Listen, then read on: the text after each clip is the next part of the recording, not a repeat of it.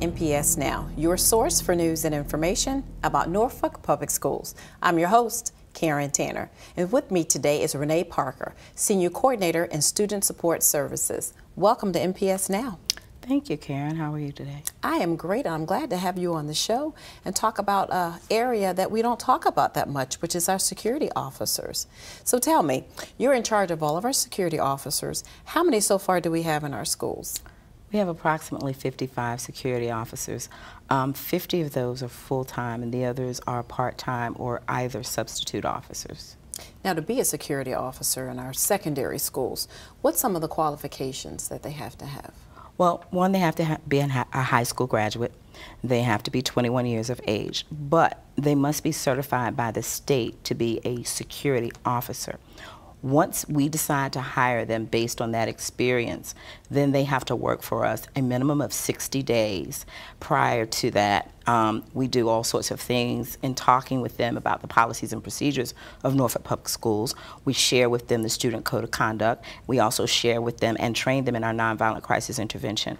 After those 60 days, the state then requires us to do a school security basic training course, and that is a 3-day course, and it talks about the laws in Virginia as well as school law, school policies, and different things that they learn as far as interacting with students. And it's really good that they do it after they've been exposed those 60 days because then they bring some of the experiences to the table. Previously, we had other people that we would bring in to train those officers.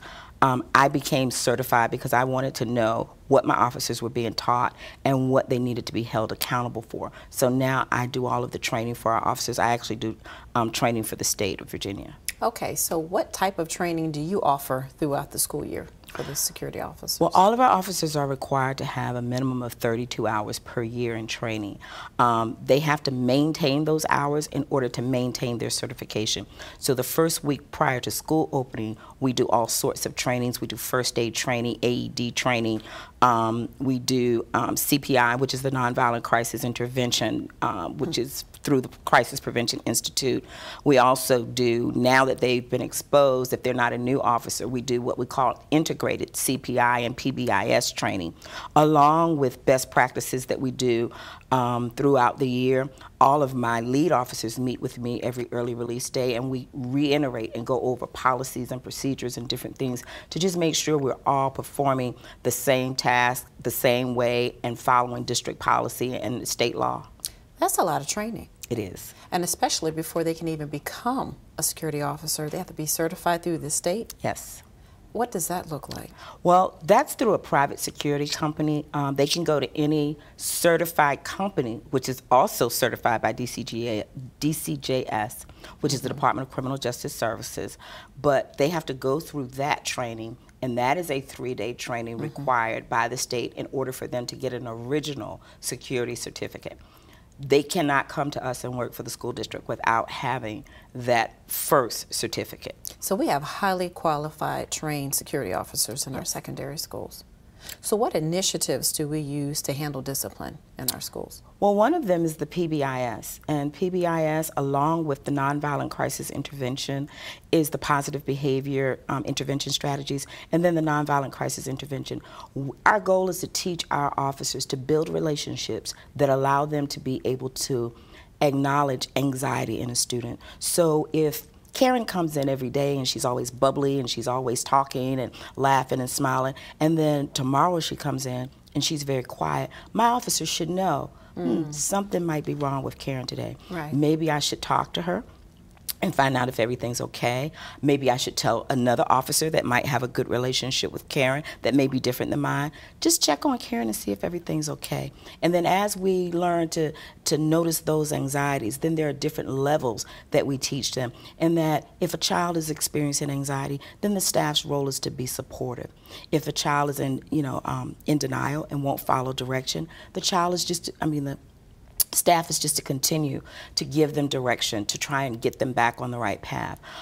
Once it escalates to another level where the child is then refusing to do anything, then that's when the staff member gives very strong and concise redirection and Right. choices. And those choices are always something that the officer can enforce. We've told them very clearly, don't give a child a choice that you know you can't enforce. Well, if you don't go to class, they're going to suspend you. Well, no, they probably right. won't get suspended. So give them choices that you as an officer can enforce. So when there's an issue at a school, like a fight or verbal altercation, what is the first line of defense? Well, the first line of defense is to try and de-escalate things. You want to try and either stop people by verbal command.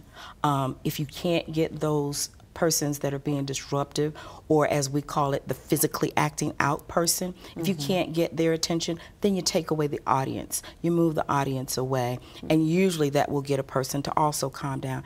If all else fails and you can't get any response verbally, then we have what we call the nonviolent physical interaction, and that is where our officers are taught team control, and that's where more than one officer will attempt as a team on cue to physically restrain a student. If that does not work, then we have to go to other avenues. Those are other tool belts that we give the officers, but we start with the nonviolent crisis intervention, then we go into the nonviolent physical crisis intervention, and then if we can't get any response, we either try and use handcuffs or OC spray, and those things are not as controversial as most people think. That is the most humane way of breaking up something without physically having to use brutal strength to manhandle or challenge a student. And you all go through this particular training constantly. Yes. You're constantly giving feedback and sharing. You mentioned when you and I were talking earlier about continuous training that your officers and that you do. Discuss some of that with us. How do you continuously change and train and give feedback and survey your security officers on what they're doing? Well, just recently, January 29th, we had an all-staff day training for our officers. And what I did was I went back and looked at the most frequent incidents that keep coming up, different things that I believed and my staff in our office believe that the officers should know because it's policy and procedure. And we came up with a day of scenarios. Excuse me. Each officer or each high school was broken down by the 5 different schools, and then we used the feeder schools, the middle schools that feed into them, and we put them in groups. And they were given 6 scenarios that they had to go through and review. But the criteria for that was your answers had to be based on policy, procedure, or law. Not what you thought, but on policy, procedure, and law. So we spent the whole day. In the morning, they worked those things out. They did their research. They came up with what was the policy, what was the procedure. In the afternoon, they came back, and then they presented that to the other groups, and the other groups had the opportunity to critique. We also had some SROs, which are the school resource officers, that attended that training.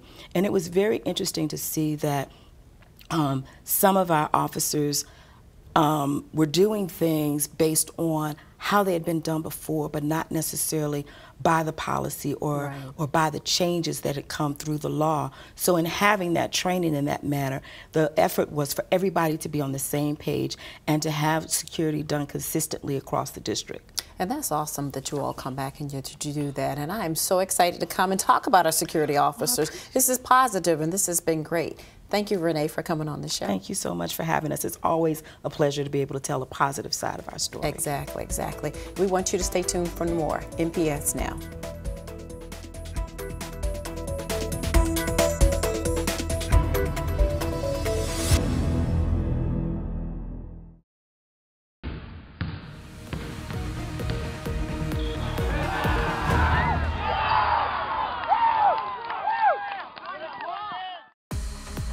Hard work in the classroom and on the field paid off in a big way for some of our student athletes. On National Signing Day, Norview and Maury High Schools held ceremonies to commemorate the big occasion where these student athletes signed letters of intent to play at the school of their choice. I feel excited, it's a good feeling, I get to go to school, I get to play football, I get to do what I want, get to major in what I want, and I get to do it for good, free, I ain't got to pay that much out of my pocket, so it's a good feeling. Signing their name to a college scholarship was the culmination of a long process. I was out of town every weekend working on tournaments and trying to get looked at, and you know, it's a game you're playing with college coaches, like seeing if they're interested in you. You want to find the right program that and it's just a buildup of all your work, and it's long and it's stressful. These student athletes are grateful for their schools and coaches. They've done really well. Coach Childs has kind of gave me the situations and stuff and put me in games ever since I was a freshman to kind of help me grow as a player and have confidence in what I can do. And then all the coaching staff kind of has worked me through my overall game, not only pitching but hitting and fielding and stuff, being a team player and stuff. It's something that I take pride in them that they've done for me. I actually just want to give a huge shout out to my principal, the guidance counselors, and the teachers, basically just pushing me, giving me all the hard classes that I basically needed, and to provide me and succeed me in the world. The recruiting process is really long, and you have to have good SAT scores and a good GPA if you want to get to college, especially D1. Well, academically, all the courses I've taken up until then have gotten me a chance to earn academic money on top of it. And then with athletics, the Boozians and Mr. Schaefer, they're great coaches. They've prepared me to really push myself and train. Congratulations to all our student athletes around the district. Let's see who signed where.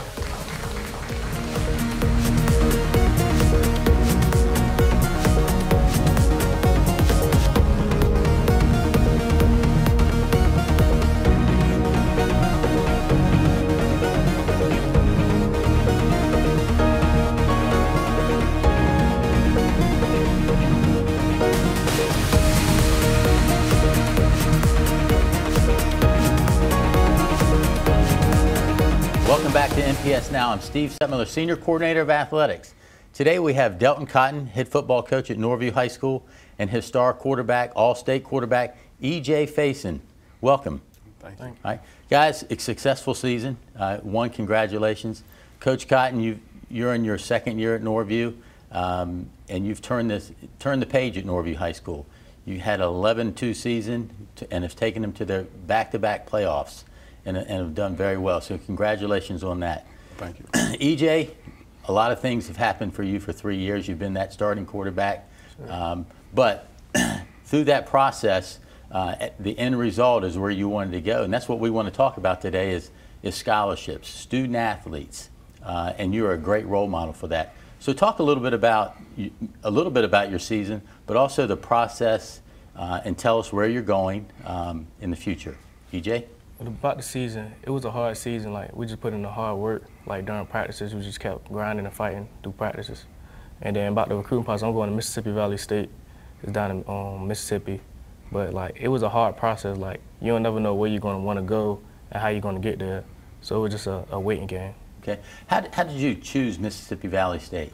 I was talking to the coaches, and then I was looking doing some research on the computer. And I wanted to be a computer science. I want to be in that program. So I would just see who had the best fit for me academically. Okay. All right, Coach, you've been involved in this game for a number of years, just not 2 years at Norview. Talk about the process, EJ's process, and just the overall process for a student athlete to be recruited. Okay. Well, EJ process was a little unique. Of course, everybody knows the story. He's been through several coaches in the 4 years he's been at Norview. So his process was a little bit different than others. But the one thing I can say, for EJ and the other kids that actually went to school this year is they persevered through all the tough times and kind of brought into what our system was or what we try to do, as a coaching staff at Norview. So, we, again, we try to start with them as freshmen. A lot of people think, okay, they just pop up as seniors and they're automatically eligible and all that kind of stuff. But no, we stay on them pretty good as freshmen. That's a good question on when the process starts. And I think parents need to hear this from a coach who's dealt, not only have you been in the high school level, but you've been at that college level, you've recruited the student athlete. And this process really starts at home. Because they have to have a good foundation. Academics is number one. Our superintendent just had the state of the school address, and he stressed how important athletics was to advance the academics, the extracurricular activities. So talk about that process, when a parent should start to look at potentially college and from there. Okay, well, you know, like I said, as a freshman, we should always look at their grades and where they're going and what they're doing. So normally the freshman and sophomore year is a time when, you know, they form a foundation of some type. So I think it's real important, and I try to meet with most of the parents at least 2 or 3 times a year, whether it's in a group setting or individual setting, just to explain that, you know, your son or daughter, if it's a female athlete, has to have a certain grade point average, has to have, looking at the SAT and the ACT, you know, either or, and you know, just what the process is and how much attention has to be paid to their grades early on. Okay. So, you know, now, okay.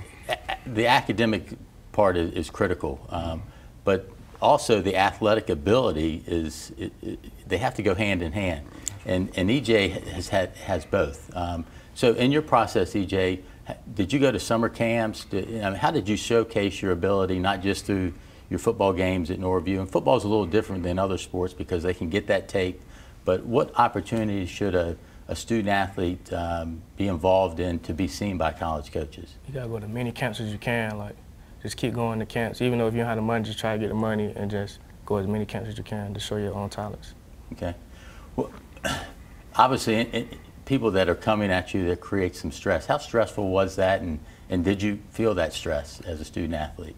My mom felt most of the stress. Like, I was just trying to go along with it, but it's real stressful. Cause like they just keep coming at you, and you don't know, like sometimes you don't know what to do.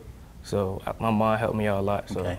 Coach, he talks about the camps in the summer. What opportunities do you provide? And I know a lot of coaches do, but at the football level, and football is it's a big sport in the country, and it's a big sport in Norfolk.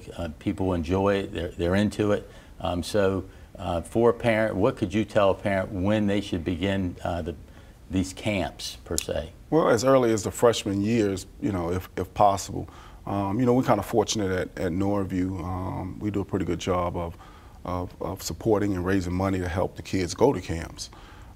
So, you know, I would say as early as their freshman, maybe sophomore year, they can start going to some of the Nike camps or the rival camps or different camps like that. It not only does it, you know, helps with their skills, but it gives them an opportunity to see other campuses and, different environments, and, you know, I think it helps our kids out just to see that it's more than just Norfolk out there. Right. So the exposure definitely is critical for them, and you know, it's really an important aspect of the process that we keep talking about. Now, there was a recent article in the Virginia Pilot that kind of it dealt with all the recruiting process and where student athletes are signing scholarships, but they kind of pointed out to the Eastern District, and Norfolk is the Eastern District, that we're not getting those opportunities. And I thought you had some good comments in that. So let's touch a little bit about that, and is that true? Does the Eastern District schools, do they get the access that everybody else does? I think we get the access that everybody else has, but, you know, I would say, you know, and I put it, you know, as coaches, we have to work a little bit harder at getting our kids recruited. We have to have things in place for them. You know, the academic piece has to be there. You know, a lot of kids, 9 out of 10 kids, you know, that we deal with, or that, you know, even when I was in the college ranks, dealt with, you know, we had the academic issue there, so we weren't able to do anything with them. So I think it's our job as coaches to, you know, to get them on track academically, to make sure we get them seen, you know, as much as possible. You know, we actually took EJ and 3 other kids this year to Texas, you know, which, you know, was very expensive trip. Right. But at the end of the day, it was worth it. And you know, I think the more exposure you get to kids, you know, as many times as you can get them on college campuses, I think that's great.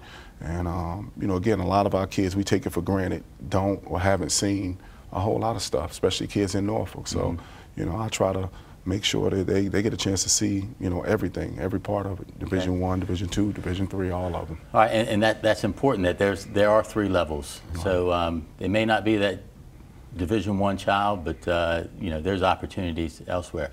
EJ, you're a role model now because your success as the student and the athlete. What advice could you give student athletes that are watching this to help them through the process? Yeah, make sure your grades are important first. Make sure they come first. Football can always come later on in life. You just got to make sure your grades are good and just keep grinding and keep fighting. When times get tough, just stick it through there. All right. Well, again, congratulations. We look forward to watching you at the next level. We want you to continue success in school. Look forward to that May graduation or June graduation. But we'd like to thank both of you for being here. A lot of good information. Okay, thank you. Thank you. More NPS Now after this.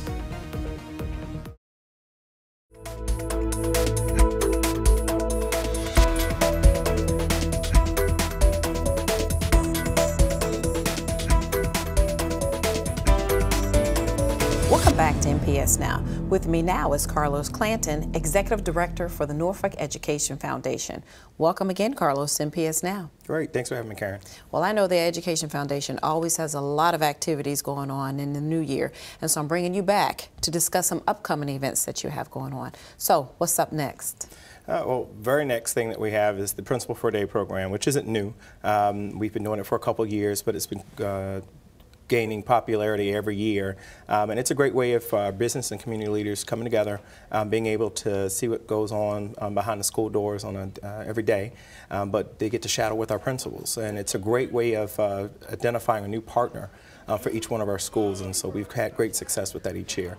Right, so if someone's interested in being principal for a day, is there a deadline or how can they get information to become one? They can register all the way up until this coming Wednesday, the 11th, and so they can go to norfolkedfound.org to the website, and they can register there, or they can just call the foundation office at 628-1172. And what's the date of that Principal for a Day event? The program itself is on Tuesday, the 17th, February the 17th, and individuals will have an opportunity in the morning, starting about 8 or 9 o'clock, depending if they're elementary, middle, or high school, and then they end the day with a celebratory luncheon, and they get to celebrate and talk about their experiences with other principals for a day, and along with sharing their experiences that morning with their principals. Now you've got a new initiative that's going to incorporate some of our distinguished alumni. What's that about? Yeah, so really excited. We have a Distinguished Alumni Walk of Fame, and so the committee's already had a couple meetings, and it's a part of the strategic plan. It's a way of identifying and reconnecting, engaging with our alumni. As you think about a school district that has 5 high schools, and that's as old as Norfolk is, we have a lot of individuals who have gone out and done some really great things. And so the committee's met. They've actually been in discussions, and so it kind of morphed into, it was a single event in itself, but they thought it would be a great way of adding something new to the TIE Awards, the Together in Education Awards Gala. So that will be the focus this year. This year we'll be highlighting, and going forward, highlighting our distinguished alums, but also still recognizing our partnerships and also celebrating our students. And so we just recently had a meeting or program with our faith-based group. What's up next for that category? So we wanted to make sure that the faith-based community wasn't just a one-shot thing, a one-shot deal where they just came together, talked about things, and then left it alone. We had each one come away with what we said the one thing commitment. One thing that the schools would do to re-engage the faith community, and one thing that the faith community would do to engage the schools. And so we're coming back for part 2 of our Faith Summit, and that's going to happen in March. And we're going to have some dynamic speakers from around the country come in, some best practices shared, and then they're going to really kind of get into developing some of their program of works and being able to revisit some of the one things that they've been doing since this past November. And that's great. And you just recently hosted, you've been very busy, but you just recently hosted the Superintendent's State of the Schools address, and you gave out some special grants during that time. Yeah, so we wanted to highlight all the great things that are going on in Norfolk Public Schools.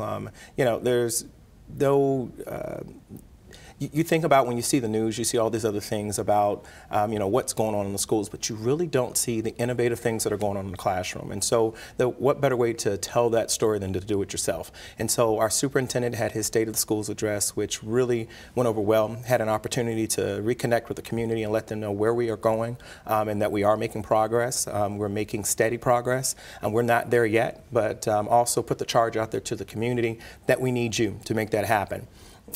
With the mini grants, we wanted to recognize our top performers who presented for mini grants this year. So we identified a elementary, middle, and high school. And so the high school was from Granby High School, and Mr. Legis with his all-girls RV team that went on and competed international last year. It was the only all-girls international team, and they were from Granby High School. Wow. Yeah, I want to say Moore because everybody knows I went to Moore High School.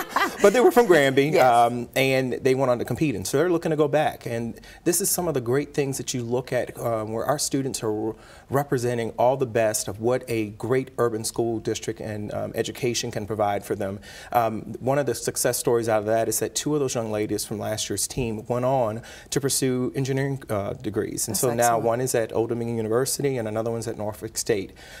So that's the success stories of what the mini grants program can provide. So and we're so excited how much about that. were those grants that you provided? It's not a whole lot. You really think about it. It's a little seed. That's what we call the seeds for success. Yeah. It's not a huge grant. So their grant was only about $1,500. But you think about what that $1,500 can go and do, and how it can change and put a child's life on course when they're trying to think, especially in high school, what am I going to do? And so when we truly say preparing our students to be career and college ready, these are the things that we're doing, and this is the way that the community can continue to engage and help us. And another way the community can come in and engage and help is become a mentor, a volunteer, or a partner. How can they do that through the foundation? Well, the foundation's partnered with the school district, and in my Office of Community Engagement, we do the background check and verification. So some people kind of get really worried about that. But when you really think about it, we have 2 different levels of volunteers. We have what we call level 1 volunteers, which are kind of what we call episodic volunteers, people who come in for maybe a Read Across America day, or they're not going to be regular. But then we have regular volunteers who come in on a regular basis, whether or not it's once a week. They're being reading buddies, tutors, mentors. And so with all the things you hear in the news and so forth, one of the things that our superintendent wanted to make sure that was conveyed to the community is that we take our children's safety as priority 1. And so we want the community to be engaged, but we are making sure that they're safe. And so we do background checks. And so everyone who, if they're going to be a level 1, which is the lowest level, they still get the sex offender check. So we make sure that nobody's on the sex offender registry and they're able to come in. But individuals who are going to be there for a long period of time, we go through a full comprehensive criminal background check. And so, it's a nominal fee. When you really think about it, it's 2 years, it's good for, and individuals can come in, and it's about 2 cents a day for the amount that it costs. But we do offer parents and even our students, and we have partnerships with active duty military and our first responders, where they're able to come in and get their checks, but they're out to to support our kids. And so that's perfect. That's perfect. Well, thank you. Tell us real quick how, if they want to volunteer, become a mentor, what's the information to reach you? They just need to go to support NPS, supportNancyPaulSteve.com or .org, and it's a whole portal, and all the information they need is right there. Great. Thank you for this quick update on the Norfolk Education Foundation and coming on the show, Carlos. All right. Thanks, Karen. And we want to thank you for watching NPS Now. It airs weekly on WNPS, Channel 47, or you can view us online at www.npsk12.com. If you have any great story ideas or information, email us at npsnews@npsk12.com. Again, thank you for watching NPS Now.